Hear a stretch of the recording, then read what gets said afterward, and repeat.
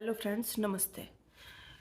इस वीडियो में मैं आपसे बात करूंगी अपने टॉफल जर्नी के बारे में और किस तरीके से, अगर आप एक हिंदी भाषी हैं या उर्दू बोलते हैं, कोई भी आप सेकंड लैंग्वेज बोलते हैं, तो आप किस तरीके से इंग्लिश का एग्ज़ाम दे सकते हैं या टॉफल, और उसको कैसे क्लियर कर सकते हैं। अपने टॉफल की जर्नी के बारे में बता दूं कि मैंने 3 बार टॉफल दिया फ्रेंड्स में, क्योंकि मुझे टीचिंग सर्टिफिकेट के लिए टॉफल चाहिए था।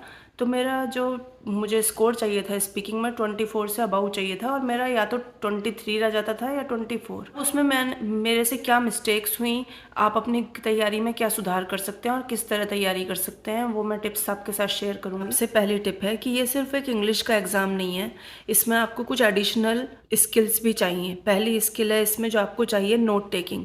आप जब बहुत अच्छी नोट टेकिंग करेंगे तो नोट टेकिंग से ही आप सारे लिसनिंग वाले पार्ट के आंसर्स दे पाएंगे। अगर आपने नोट ही ठीक से नहीं लिए हैं तो आप लिसनिंग के पूरा पैसेज आप सुन भी लेंगे, तब भी आप कुछ ना कुछ पॉइंट्स मिस कर सकते हैं ना। कुछ भी आप सुन रहे हैं टीवी पे इंग्लिश में, तो उसे उसके नोट्स बनाने की कोशिश करिए और फिर बोल के बताइए कि क्या नोट्स हैं, क्या है इसका आंसर, अपने आप से खुद ही क्वेश्चन करके। तो इस तरह आपका लिसनिंग वाले पार्ट की तैयारी काफ़ी अच्छी होगी अगर आपका नोट टेकिंग अच्छा है। तो इसकी टॉफल के लिए तैयारी कर रहे हैं तो उन दिनों गाने सुनिए या मूवी देखिए या सीरियल देखिए, सब कुछ इंग्लिश में कीजिए। बोलने की कोशिश भी इंग्लिश में कीजिए। जो लोग आपसे इंग्लिश बोल सकते हैं उनसे बात करने की ज़्यादा कोशिश कीजिए। अगर कोई भी आपसे बात नहीं कर सकता तो आपने एकेडमिक पैसेज पढ़ लिया, उसके बाद जाकर आपको शीशे के सामने उस पैसेज को पढ़ के सुनाना है। उस पैसेज को एक्सप्लेन करने की कोशिश कीजिए जैसे आप अपनी मम्मी को समझा रहे हो। मैंने यहाँ मम्मी क्यों कहा है कि कोई कंफर्टेबल आदमी, लाइक डोंट बी शाई, डोंट हेजिटेट और ट्राई टू एक्सप्लेन इट। कि आप अपना स्टॉप वॉच या टाइमर लेके बैठिए और टाइम के हिसाब से स्पीकिंग कर करके देखिए, प्रैक्टिस कीजिए। क्योंकि जब रियल एग्जामिनेशन कंडीशंस होंगी तो वहाँ पे आपकी लगातार वो स्टॉप वॉच जो चलती रहती है, उसकी वजह से ही हम लड़खड़ा जाते हैं। नहीं तो इंग्लिश तो इतनी इंग्लिश हम बोल सकते हैं शायद मैनेजेबल, पर सिर्फ वो स्टॉप वॉच जो जो टाइमर चलता रहता है उसकी वजह से काफ़ी नर्वसनेस होती है। रीड करिए, लेकिन जो आप रीड कर रहे हैं वो एकेडमिक नेचर का होना चाहिए। इंस्टाग्राम ट्विटर की पोस्ट नहीं, बल्कि आप कुछ एकेडमिक नेचर का रीड करिए, क्योंकि जो पैसेजेस आते हैं टॉफल के एग्ज़ाम में वो सारे रिलेटेड होते हैं ज़्यादातर ओशन से या टर्टल से या बर्ड्स की स्पेशीज से, या जो एक्सकेवेशन साइट पे जो एक्सकेवेशन किया जो सामान मिला उससे।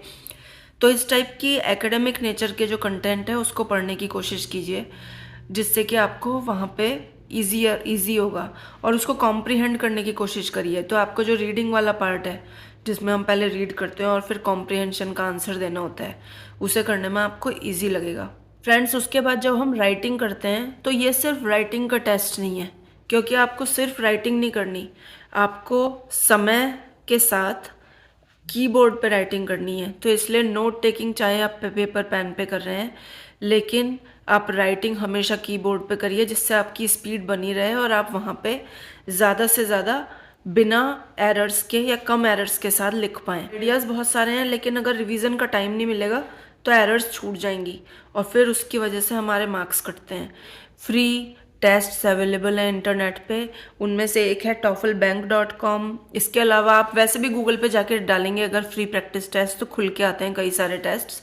उसमें से आप रीडिंग और लिसनिंग की अच्छी तरह तैयारी कर सकते हैं। स्कोर आ रहा है, उस स्कोर के मुताबिक आप अपनी तैयारी कीजिए। ये मेरा वीकर सेक्शन है तो मुझे इस पे काम करना है, तो उसके अकॉर्डिंग फिर अब आप अपनी तैयारी शुरू कर सकते हैं। जिन दिनों आप इस एग्ज़ाम की तैयारी कर रहे हैं फ्रेंड्स, ज़्यादा से ज़्यादा आप इंग्लिश बोलने की कोशिश करिए। नहीं तो होता क्या है कि ऐसा लगता है जैसे इंग्लिश ध्यान मन में तो आ रही है लेकिन बाहर नहीं निकल रही, जब हम प्रैक्टिस नहीं होती उस टाइम, जब हम नहीं बोल रहे होते। तो इसलिए उन 1-2 महीनों को ऐसा मैं आपको बातें बताई कि मिरर के सामने प्रैक्टिस कीजिए, स्टॉप वॉच के साथ टाइमर के साथ प्रैक्टिस कीजिए, और कीबोर्ड पे प्रैक्टिस कीजिए। नोट टेकिंग पे बहुत ज़्यादा जोर दीजिए, क्योंकि वो लिसनिंग में भी काम आएगा आपके, वो राइटिंग में भी काम आएगा। तो इसलिए नोट टेकिंग एक एडिशनल स्किल है जो आपको ज़रूर मास्टर करनी है इस एग्ज़ाम से पहले। और इन सब चीज़ों को करने के बाद एग्ज़ाम फिर भी स्पीकिंग वाला क्लियर नहीं हुआ था जितना मुझे स्कोर चाहिए था टीचिंग के सर्टिफिकेट के लिए। मैंने noteful.com से मदद ली थी। मैंने उनसे $10 या $15 का उनका वो मटेरियल था, खाली इंग्लिश वाला, वो लेके 20-25 दिन प्रैक्टिस की थी। उसके बाद मेरा वो स्पीकिंग वाला पार्ट क्लियर हुआ था। तो उसमें फ्रेंड्स ये होता है कि वो कुछ टेम्पलेट्स प्रोवाइड कर देते हैं, तो आप टेम्पलेट्स याद कर सकते हैं। तो उससे क्या है, आपका जब वो टाइमर चल रहा है तो इतना पार्ट आपको याद है, अब आपको बाकी अपनी तरफ से जोड़ना है जो भी क्वेश्चन है। जैसे कई लोग ओवर कॉन्फिडेंट होके कह देते हैं टेम्पलेट्स वैम्पलेट्स क्या हम तो बोल लेंगे, लेकिन बात यहाँ यह है कि जब टाइमर चलता होता है तो जो वो टेम्पलेट्स आपकी हेल्प करते हैं। तो मेरा सजेशन तो यही है, उन्हें यूज़ कीजिए। और कोई भी आपको इससे रिलेटेड प्रश्न हो तो आप नीचे कमेंट में छोड़ सकते हैं, मैं उत्तर देने की पूरी कोशिश करूँगी। और मैं मिलती हूँ आपसे अगले वीडियो में। अगर आपको इस वीडियो में कुछ भी उपयोगी लगा हो तो प्लीज़ लाइक, शेयर और सब्सक्राइब कीजिए। और मैं आपसे जल्दी मिलती हूँ। Take care and best of luck for your exam.